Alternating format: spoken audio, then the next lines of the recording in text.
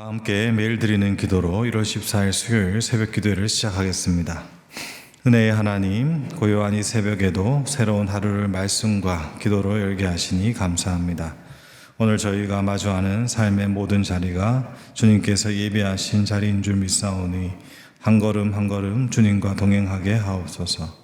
새해를 시작하며 우리 교회가 복음의 능력으로 살아 움직이고 은혜 안에서 기쁨으로 춤추는 공동체 되기 원합니다.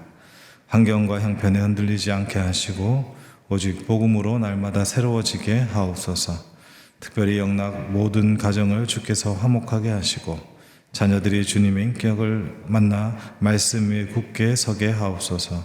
성령님의 인도하심을 따라 우리 교회의 신앙 지도 원칙인 경건한 복음주의 신앙의 육성, 성서적 생활윤리의 훈련, 교회 연합 정신의 구현, 세상에서 하나님 공의의 실현을 위해 힘쓰게 하옵소서. 모든 교육자들과 성도들이 예수님의 마음을 품고 믿음으로 나아가게 하옵소서. 예수님의 이름으로 기도드립니다. 아멘.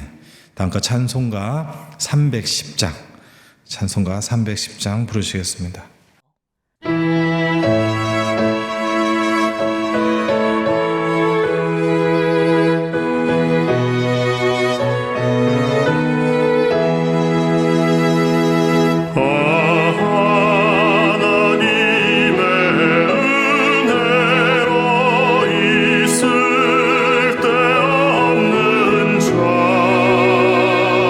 왜 구속하여 주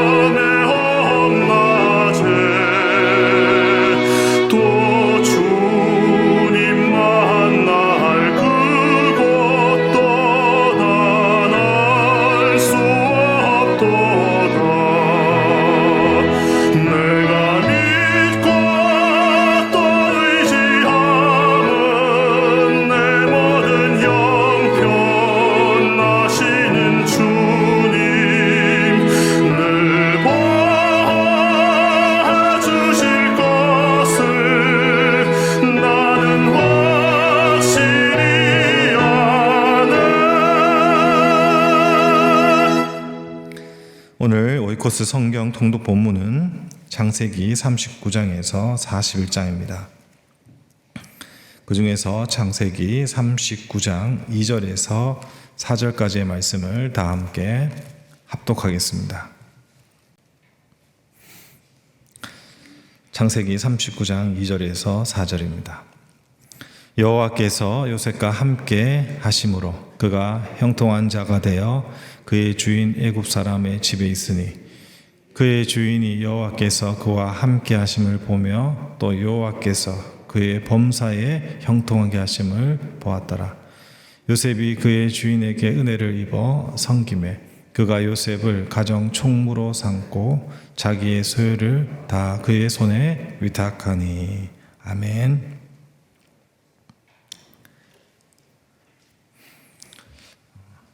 오늘 말씀은 어제 보았던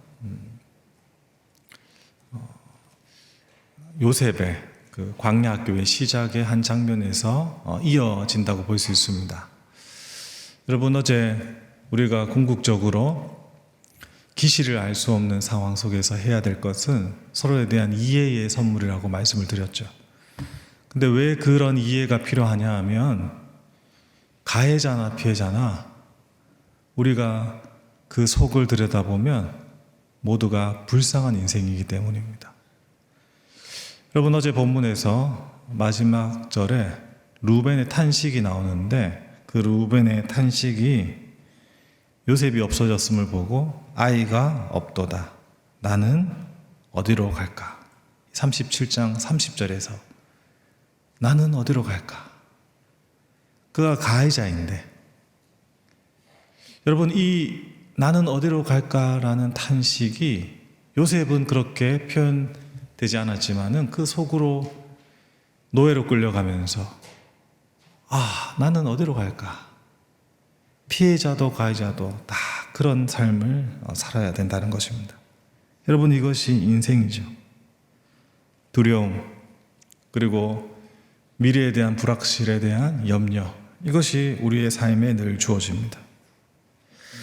여러분, 그러나 성경은 우리에게 이러한 동일한 조건 속에서도 어떤 삶을 선택해 가야 되고 또 우리는 어떤 삶을 만들어 가야 되는 것을 보여줍니다. 그 방향에 관련된, 그 내용에 관련된 주제가 오늘 형통이라는 말입니다. 여러분, 루벤은 이스라엘의 장자였습니다.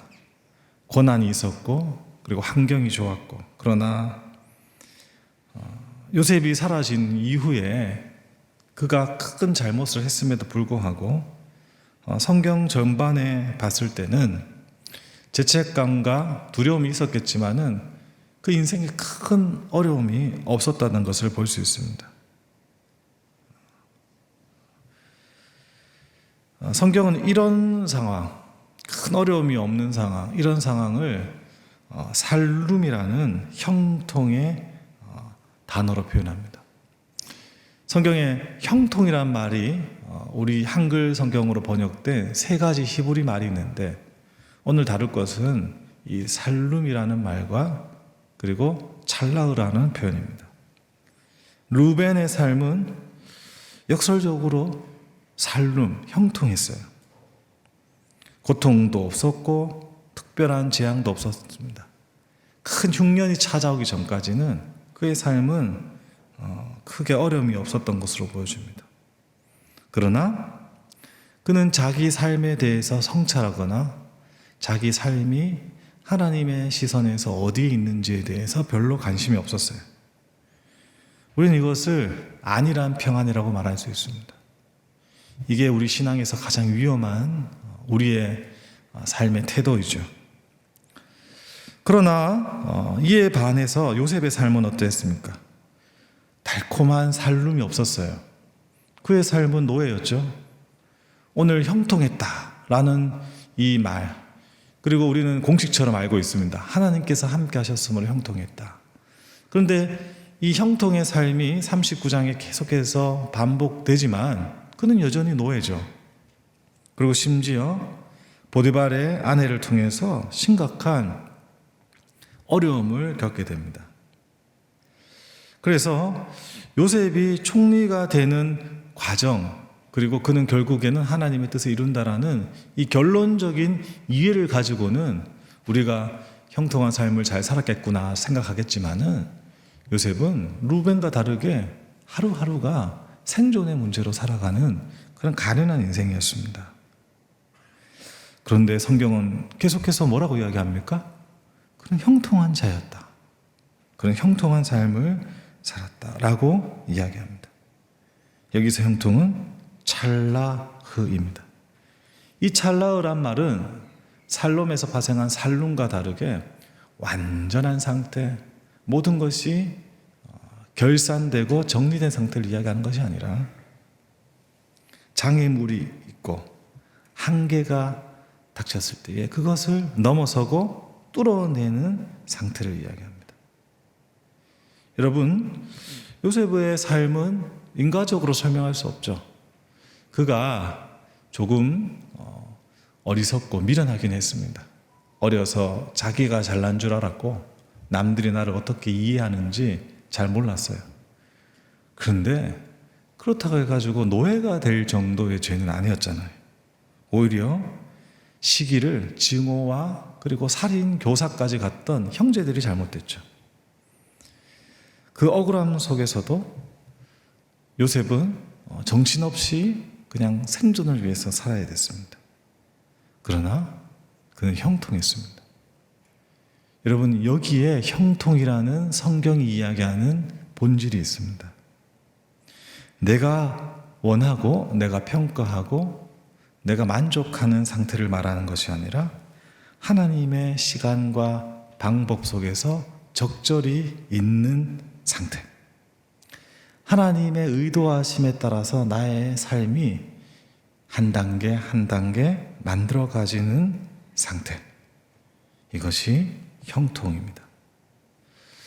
여러분, 이 찰라흐라는 요셉이 살고 있는 형통의 모습을 가장 잘 보여주는 말씀이 시편 1편입니다. 우리가 잘 아다시피 시편 1편 3절은 이렇게 이야기하죠. 복이 있는 사람, 형통한 사람은 시냇가에 심은 나무가 철을 따라 열매를 맺으며 그 잎사귀가 마르지 아니한 같으니 그가 하는 모든 일이 다 형통하리로다. 이게 찰라흐하리로다, 요셉과 같으리로다, 이렇게 이야기해요. 여러분, 시냇가에서 심은 나무는 형통의 다른 표현인 좌로나 우로나 치우치지 말고 여호와의 말씀에 따라갈 때에 너의 삶이 형통할 것이다. 이게 여호수아 1장 7절 8절에서 하나님께서 약속하시는 거거든요. 그때의 형통은 지혜를 가지는 것을 이야기해요. 상황을 잘 파악하고 극단히 치우치지 않고 그런 형통을 이야기하는데, 이 시냇가에 심은 나무가 상황을 잘 파악해가지고 이쯤에 물이 있을 것이고, 그리고 이쯤에 뿌리를 내리면 해를 좀 덜 받을 수 있을 것이고, 이쯤에 뿌리 내리면 열매가 풍성한 영양분이 있을 것이다, 이런 게 아니거든요. 여러분, 시편 1편에서 시냇가에 심은 나무는 농부가 등장합니다. 그 농부가 의도성을 가지고 그 나무의 묘종을 선택해요. 그리고 그 나무를 농부가 지정한 자리에 심는 거예요. 내가 의지하고 내가 바라봐야 될 것은 농부밖에 없어요. 나의 의지, 나의 취향, 나의 상황이 반영되지 않습니다. 왜냐하면 농부는 그 나무를 통해서 얻고자 하는 것이 있거든요. 요셉의 삶이 딱 그러한 거죠. 내가 그 자리에 가고 싶지 않았어요. 내가 그 길을 걸어가고 싶지 않았습니다. 그런데 하나님이 이 가나안 땅에서 그 뿌리를 뽑아서 애굽 땅에 심으신 거죠. 그런데 거기에서 야곱의 아들인 요셉이 할 수 있는 일은 단 하나밖에 없었습니다. 뭘까요? 찰라흐, 뿌리를 내리면서 생명의 근원으로 계속 뻗어가는 것, 거기서 영양분을 뽑아내고 수분을 받아가지고 거기서 생존해가는 것.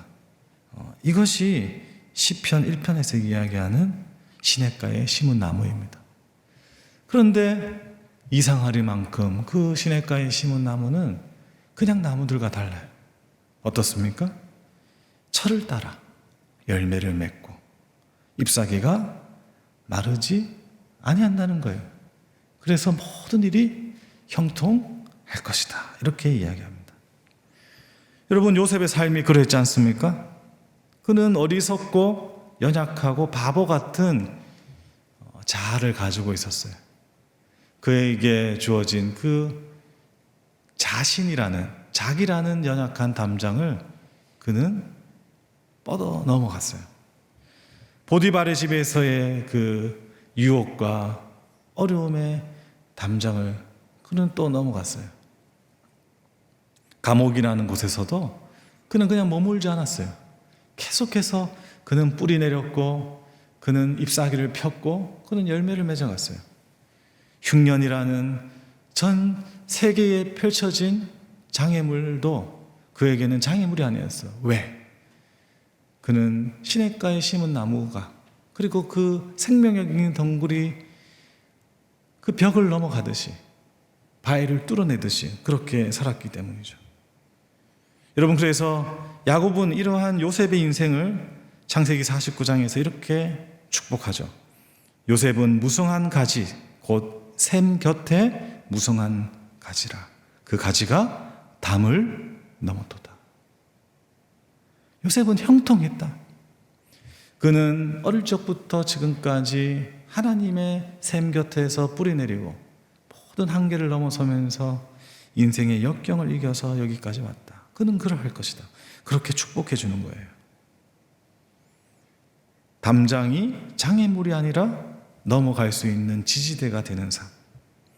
하나님의 말씀에 깊이 뿌리내려서 진실로 생명의 능력이 거기 있으며 인생의 길이 거기 있다는 것을 증명해낼 수 있는 삶.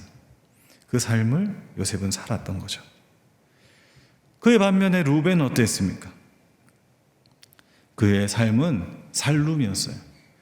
세상에 봤을 때는 형통해 보였죠. 죄악도 덮여졌고 여전히 그의 자리는 견고했습니다. 그러나 그 견고함과 그 형통을 가지고 라헬이 죽자 아버지에 대한 불신을 가지고 빌하를 성적으로 탐욕해버리죠. 얼마나 비윤리적이고 악한 일을 합니까? 그는 여전히 변하지 않았어요. 베냐민의 문제로 그 흉년을 넘기는 상황에서 야곱과 대면할 때 그가 아버지 야곱에게 제안했던 대안이 뭡니까? 그 협상. 내가 베냐민을 데리고 오지 않으면 나의 두 아들을 죽여라. 여러분이 얼마나 무책임하고 그리고 어떤 면에서는 병리적이라고 할 수 있는 선택을 합니까? 이 모습이 누구의 모습이에요? 딱 자기 아버지. 가장 미워할 수밖에 없고 증오할 수밖에 없는 에서와 만날 때에 자기 가족과 자신을 제일 먼저 앞장세웠던 그 아버지의 그 비굴함을 반복하고 있는 거예요. 여기에 관련돼서 야곱이 동일한 창세기 40권에서 이렇게 축복하죠. 이것은 축복이 아니에요. 물의 끊음 같은 즉 너는 탁월하지 못할 것이다. 살룸의 형통이 있는 것처럼 보이지만 그것은 하나님의 형통이 아니었죠. 이것은 시편 1편에 나오는 바람에 나는 겨와 같도다. 그런 삶을 산 겁니다. 성도 여러분, 인생에서 우리는 인과적으로 그리고 우리 나름대로의 해석을 가지고 살아가지만 기실을 알 수 없어요. 사람을 만나서 어떤 사건을 바라보면 다 정의가 다르고 그리고 사람들이 나처럼 생각해 주지 않죠. 그리고 그런 상황 속에서 요셉과 같은 상황이 발생했을 때 우리는 계속해서 나는 어디로 가야 되는가? 그리고 왜 나에게 이런 일들이 일어나는가? 그렇게 생각하게 됩니다. 그러나 여러분 기억하십시오. 우리의 길이 야곱과 에서가 다르고 요셉과 루벤이 달랐다고 할 수 있는 것은 다른 것이 아니라 우리의 인생이 시냇가에 심어진 나무처럼 형통한 길을 가고 있다는 사실을 알아야 되는 거예요. 그리고 형통한 길을 걸어가고 있는 시냇가의 나무들은 서로를 보면서 어떤 마음을 가질까요? 불쌍히 여겨요. 힘들지만은 우리가 이 시절을 이겨내자. 하나님과 함께 더 깊은 길을 가자. 그렇게 격려하고 위로하고 세워가면서 살아가죠. 여러분, 왜 그런가? 어쩔 수 없이 우리 인생은 광야에서, 그리고 고난의 학교에서, 그리고 우리가 이해하고 우리가 판단할 수 있는 상황이 아닌 믿음, 하나님에 대한 신뢰가 있는 자리에서만 이 형통이라는 복이 우리에게 받아들여지기 때문입니다. 사랑하는 성도 여러분, 올 한 해 우리가 지향해야 될 형통은 살룸이 아닙니다. 그것은 달콤한 형통이 아니라 지금 광야 같은 길을 걸어가고 있고, 그리고 내 삶이 초라해 보이고 여전히 별반 달라질 것 없는 시간 속에 있다 할지라도 하나님의 말씀의 약속에 깊이 뿌리내리는 찰나의 형통을 살아가시기를 축복합니다. 여러분의 삶이 요셉과 같기를 축복합니다. 기왕 주어진 인생이 그냥 평안하게 에서처럼 복도 많이 받고 넉넉한 사람으로 야, 참 좋은 사람이구나 칭찬받고 그걸로 닫혀진 인생으로 끝나는 것이 아니라 좀 힘들고 고통스럽고 괴롭지만은 하나님의 역사에 참여하고 하나님의 일을 만들어가서 많은 사람들을 옳은 대로 구원의 길로 인도하는 주님의 사람으로 살아가는 형통, 이 형통의 길을 가시기를 축복합니다. 그 인생은 한계를 넘어갈 것입니다. 그 인생은 높은 산들이 앞을 가로막을 때에 하나님께서 놀라운 역사로 평탄하게 하실 것입니다. 그 형통의 삶을 사는 이들에게는 광야의 길이 나고 그리고 마른 땅에서 샘이 솟아날 것입니다. 하나님의 시간표 안에서 가장 적절한 삶을 살아가는 그런 인생이 되십시오. 저는 올해 이 말씀을 붙잡고 한번 살아가 보렵니다.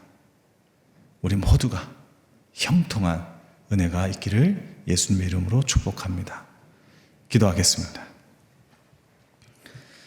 하나님 아버지 감사합니다. 주님의 은혜 가운데서 저희들이 형통한 삶을 이미 살고 있음을 오늘 말씀을 통해서 이야기해 주셨습니다. 하나님, 가치 없고 의미 없는 평안함이 아니라 하나님의 나라에 주님의 제자로 그리고 많은 영혼들을 구원하는 주님의 도구로 형통한 삶을 살게 하여 주시옵소서. 시냇가에 심은 나무가 시절을 쫓아 과실을 맺고 입이 마르지 않는 생명력을 가졌듯이 요셉이 넝굴처럼 벽을 넘어갔듯이 우리 모든 영락교회의 성도들이 주님 앞에 주님의 그 생명의 샘물가에 서서 그렇게 형통한 삶을 올 한 해 살아갈 수 있도록 은혜의 은혜를, 복의 복을, 능력의 능력을 더하여 주시옵소서. 오늘 하루도 많은 이들이 우리를 보고 저희는 하나님과 함께함으로 형통한 자라 라고 칭찬받는 놀라운 은혜가 있도록 역사하여 주시옵소서. 주님께 모든 것을 의지하며 우리 주 예수 그리스도의 이름으로 기도드립니다. 아멘. 이제 다 함께 작은 소리로 합심하여 기도하겠습니다. 수요 1부, 2부 기도회를 통해 성도들이 하나님을 만나고 거룩한 사명자로 살아가도록, 군 복무 중인 자녀들이 하나님의 위로를 받아 새 힘을 얻고 복무 기간을 잘 마치도록, 형통의 은혜가 2026년 영락교회 모든 성도들의 삶에 풍성하게 드러나도록 같이 기도하고 삶의 자리로 돌아가시겠습니다.